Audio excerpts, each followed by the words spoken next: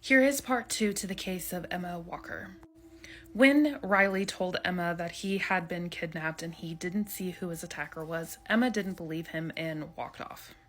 The very next day, Emma was home alone when she saw a strange person walking around in dark clothing who came up to the door and rang the doorbell several times, over and over. Terrified, she started reaching out to friends and even reached out to Riley, saying she was afraid and just needed someone to be there with her. Riley wasted no time in making it over to her house, where he sat with her on the porch until Emma's mom came home. When Emma's mother realized who was sitting with her, she was furious and told Riley to leave. In fact, Emma's mother said to Riley that she thought it was him that was walking around in dark clothing. The next day, Emma's parents would follow her to and from work just to make sure she was safe. Emma went to bed at about midnight that night, and that was the last time her parents would ever see her alive. On November 21st of 2016, about 6 in the morning, Emma's mother walked into her room to wake her up, and that's when she found Emma in her bed unresponsive. Police and emergency services were called right away, but there was nothing they could do to help Emma. But police did start investigating, thinking at first maybe she had done this to herself. But it was Emma's parents who would point out a strange hole in her wall right above her bed, and that's when police found another hole that was similar. Going outside the house, they found 2 shell casings. It was pretty apparent at this point that Emma had not done this to herself, and Riley was immediately a suspect because of their tumultuous relationship. Riley was posting all kinds of heartfelt messages about Emma all over his Facebook and Twitter wall. And at first he was asked to come in for an interview, and when police were talking to him, he seemed like a grieving boyfriend. But as the interview went on, police realized that something weird was going on. Riley refused to say Emma's name and just referred to her as the girl, and as time went on, he seemed less and less sympathetic. But police had no evidence to suspect that he was in fact guilty of this. In fact, it wasn't until 2 of Riley's college friends came forward and helped police. Alex McCarty and Noah Walton came to police and told them about the strange behavior that Riley was exhibiting. And I'm sorry, we're going to have to go to a part 3. Give me just a couple of minutes to get it up. It won't be very long, and it'll be down in the comments. Charles Bouchard's death, lacking concrete records, led to rumors suggesting that his wife, Marie-Joseph, might have been involved in his demise. However, these rumors only gained momentum after her second husband, Louis-Étienne Dodier, was found dead in 1763 with multiple head wounds. Official records cited the cause of death as injuries from horses' hooves, but the suspicions of foul play spread rapidly. Marie-Joseph herself testified to killing her husband with 2 blows of a hatchet during his sleep, citing his ill treatment as the reason. After her execution, her body was placed in this cage in an act known as gibbeting, the practice of displaying a criminal's body in a cage or iron framework, and Marie-Joseph Corriveau's body was displayed in such a manner for several weeks following her execution. This means that ordinary citizens, as they went about their daily activities, had to pass by her decomposing body displayed in the gibbet. The cage had been buried in the cemetery of the Church of Saint-Joseph de la Pointe-Lévis. In 1851, during a pit excavation, the cage was uncovered. It was then transported to the United States, where it was acquired by P.T. Barnum and displayed as a sensational exhibit at the Boston Museum. Eventually, it was returned to Quebec and is now part of a permanent display at the Musée de la Civilisation in Quebec City, serving as a chilling historical artifact. The rediscovery of the cage in 1851 served to reawaken the legends and fantastic stories associated with her grim tale. Morbid Sports Facts, Part 2. In 1989, the Buffalo Sabres goalie had his neck sliced by another player's skate, severing his carotid artery. It resulted in so much blood loss that 11 fans fainted, 2 had heart attacks, and 3 players puked on the ice. His life was saved by the team medic, who luckily served in the Vietnam War as a combat medic. In 1962, a Cuban boxer named Benny Paret made fun of his opponent Emil Griffith for being a homosexual. Griffith ended up beating Paret so badly that he fell into a coma and died 10 days after the fight. In 1973, the U.S. Army developed an anti-tank grenade by hollowing out a Nerf football and filling it with explosives. However, the ball never made it to the battlefield since the explosives gave it an unpredictable flight. In 1977, the University of Evansville men's basketball team was involved in a tragic plane crash. The crash killed every player on the team except for one man who didn't make the trip due to an injury. 2 weeks later, that only remaining player was killed by a drunk driver. This is a photo of Alan Ruby, a freshman in college who had murdered his entire family the day after this photo was taken. On October 9th, 2014, Alan brutally shot his mother, followed by his 17-year-old sister who just walked in from washing her car, and finally his dad after waiting on him for about 15 minutes. Their cold, dead bodies were found a few days later by their housekeeper. Alan lived a life of luxury, but not with his own money. He got his money from his parents or from a credit card he stole from his grandmother. Ironically, just a few hours after the discovery of his family's bodies, Alan was arrested for concealing stolen property related to his grandmother's credit card. He ended up confessing to the murders and stated that he had been cut off financially due to an abundance of spending. He thought that by murdering his entire family, he would be the only heir to their estate and that he'd be able to pay off the loan shark that loaned him $3,000. Alan was charged with 3 counts of first-degree murder and the death of his sister and parents, and he showed little to no remorse for his actions. The only remorse anyone saw was because he got himself caught. His tears were not for his family, but for himself. What punishment do you think he deserves? This is the cartel baseball bat video, one of the worst execution videos explained. Whatever you do, never go searching for this video. The video that I'm about to explain is about 5 minutes in length, and it opens with a message from the cartel that says the following: "This is what's going to happen to people who betray us." And according to sources, the victim in the video is a police officer. As the video plays, you see a shirtless man in shorts lying on the ground and is also blindfolded. The setting is in an empty concrete room and there are 2 cartel members in the room with him.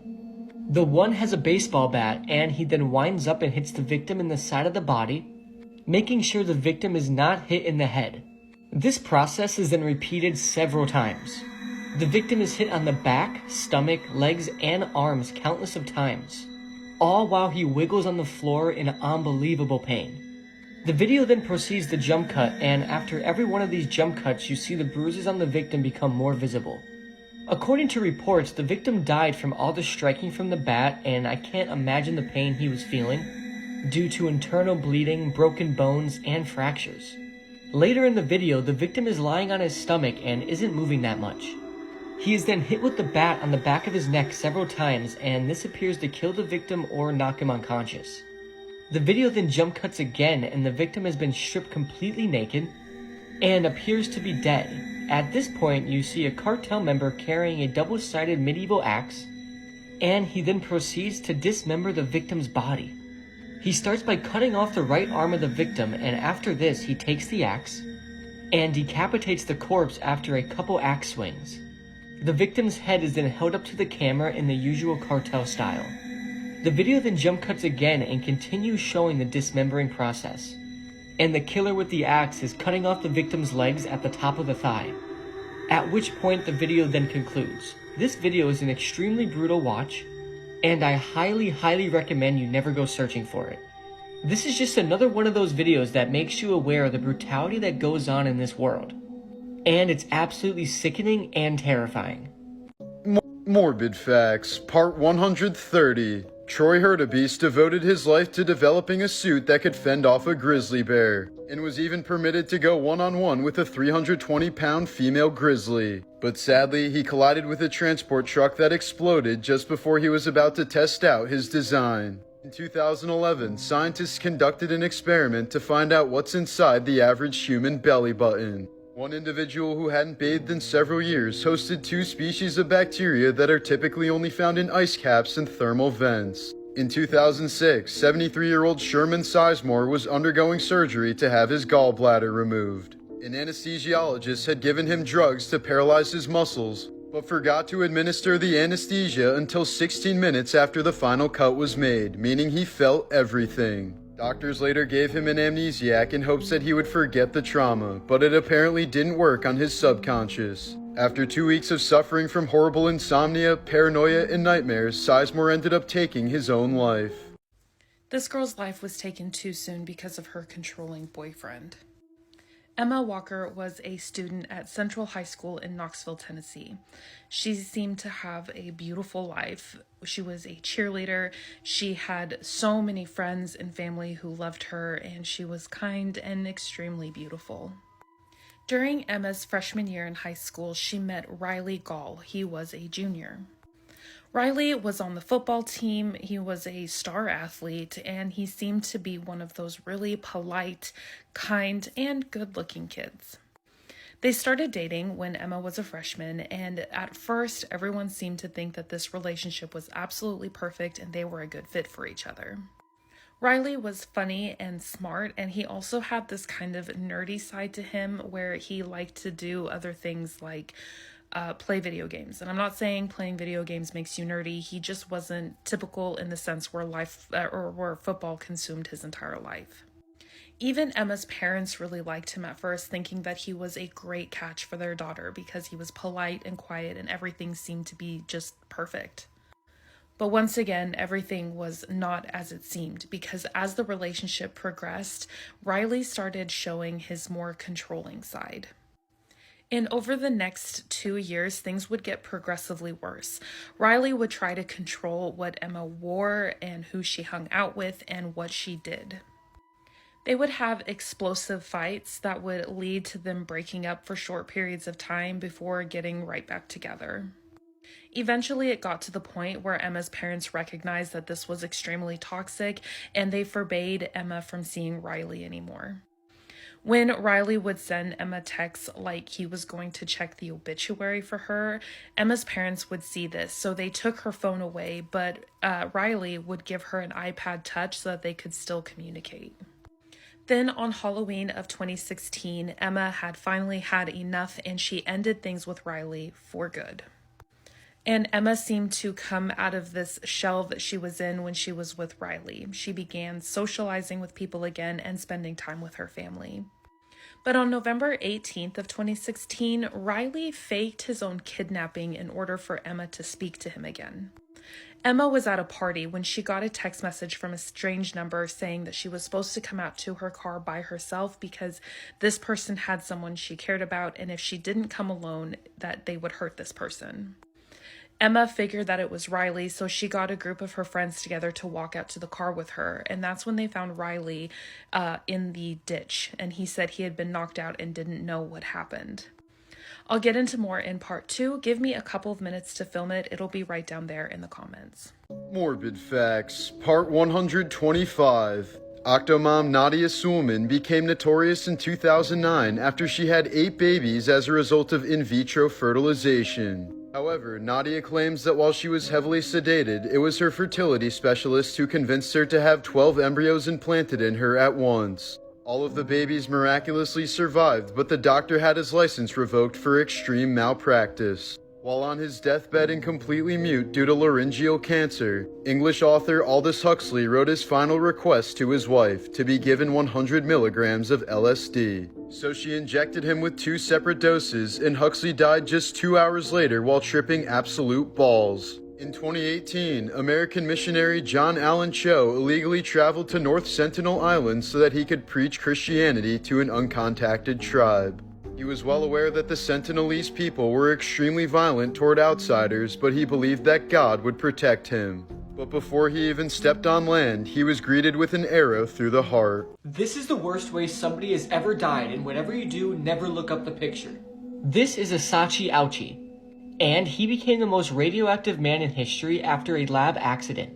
On September 30th, 1999, the 34-year-old Hisachi and 2 other co-workers were working at the Takamura nuclear plant in Takamura, Japan, and they were put on an extremely tight deadline by their superiors. The plant converted uranium hexafluoride into enriched uranium for the purposes of nuclear energy. This usually involved a carefully timed multi-step process, but Hisachi and his co-workers attempted to take a shortcut to meet their deadlines, but this led to an horrific explosion, of uranium solution that turned into a nightmare for Hisashi. The plant underwent emergency evacuation and the 3 men were immediately rushed to help. They all had been directly exposed to harmful radiation, but to different degrees. The sole survivor of the group was exposed to 3 sieverts of radiation. The second one was exposed to 10 sieverts of radiation. And Hisashi was exposed to a whopping 17 sieverts of radiation, which was more than any human in history. And by the time Hisashi arrived at the hospital, his body was already covered in burns, and his eyes were leaking blood, but his agony had just begun. 3 days after the accident, Hisashi was transferred to the University of Tokyo Hospital. Hisashi's lack of white blood cells and his non-existent immune response prompted experts to try a number of procedures to save him. Doctors tried countless skin grafts and blood transfusions, and even stem cell transplants, but sadly none of these seemed to work. Hisashi soon cried out, "I can't take it anymore, I'm not a guinea pig," just after 1 week of treatment. But although Hisashi begged for his death, his family insisted that doctors kept him alive to keep trying experimental treatments. Hisashi's skin began to melt off his body, and even after this, his relatives ordered his doctors to do whatever it took to keep him alive. All in all, Hisashi was kept alive against his will for a disturbing 83 days. At one point, he suffered 3 heart attacks in 1 hour. Following the guidelines from his family, the doctors resurrected him again and again. Every time he died, he came back and suffered extreme brain damage. And on December 21st, 1999, Hisashi finally died of his last heart attack after multi-organ failure, and it was only then that his torture stopped. You really can't fathom the amount of pain this man was in until you see the photo of him. He doesn't even look human and kind of looks like an insect. The radiation poisoning is that bad, but I really don't recommend you look it up. But if you do, while you're looking at it, keep in mind he was kept alive for 83 days in that state. Could you honestly imagine what was going through his head and what his body was feeling? The breaking wheel's origins can be traced back to early forms of execution, where criminals were subjected to the weight of heavy objects. Gregory of Tours, a 6th century author, mentioned a precursor in which a criminal was placed in a deep track, and a laden wagon was driven over them. This act was symbolic, reenacting a previous penalty in which people were literally driven over by a wagon. The breaking wheel was notably used in France. Offenders, primarily those convicted of aggravated murder, were subjected to this gruesome method. The procedure involved securing the condemned to a cartwheel, limbs stretched along its spokes. The wheel was set in motion, and an executioner applied a heavy hammer or an iron bar to break the bones. Sometimes the blows were repeated multiple times on each limb, causing excruciating pain. Fatal injuries were occasionally inflicted through blows to the chest and abdomen, known as coup de grace. This method could lead to hours or even days of suffering before death. In the Holy Roman Empire, the breaking wheel was a punishment mainly reserved for men convicted of aggravated murder. The severity of the punishment varied based on the offense. Less severe offenders were cudgeled top down, with a lethal first blow to the neck. More heinous criminals were punished bottom up, starting with the legs and sometimes subjected to hours of beating. The number and sequence of blows were specified in court sentences. The breaking wheel extended to the American colonies. In New York, several slaves involved in a failed slave rebellion in 1712 faced execution by this method. Similarly, in French Louisiana between 1730 and 1754, 11 slaves who had committed various offenses were killed via the breaking wheel. Morbid Facts, Part 377. In 2018, 16-year-old Kevin Watkins was lagging horribly while attempting to play Xbox in his Georgia family's home. In an effort to improve the speed, he decided to change the Wi-Fi password to prevent others from using it and slowing down the connection while he was gaming. Soon enough, an argument broke out between Kevin and his mom, escalating to a point where his older sister Alexis had to step in to prevent Kevin from physically harming their mother. Tragically, Kevin placed Alexis in a strong chokehold and refused to let go despite his younger brother and mother begging for him to stop. By the time police arrived 15 minutes later, Alexis was no longer moving or responsive, but Kevin still had her in a chokehold. She had been starved of oxygen for a lengthy amount of time, resulting in extreme brain damage. Alexis was quickly rushed to the hospital, but was soon pronounced dead from asphyxiation. Kevin was tried for murder and sentenced to life in prison for the tragic incident. You hear about this? This just popped up on New York Times. This guy claims he's like the last witness of the JFK assassination. Yo. He claims, I was just reading through it, he claims he's the one who found the bullet in the car, placed it on the gurney next to Kennedy's body. Oh, he's one of the Secret Service agents. That makes it more interesting. He was a Secret Service agent. Educate Brian on Lee Harvey Oswald. Well, have you ever seen the video where the Secret Service gets pulled off? And he's like, what? And the car takes off? Because they were going down a different route. That's not a real video. That's a real video. It's a real video, Brian. Yeah. And Yeah, what's the Secret really Service was supposed to crazy, be with him the entire time, and they pulled away from him. A different it's route. weird because his whole trip, he's surrounded like the Beatles. And then at this one point in the plaza, there's nobody around. It's really creepy. And you're like, what is going on? in a convertible.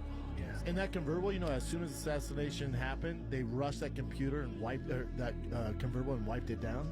So there's no evidence in the there's convertible. so much stuff, dude.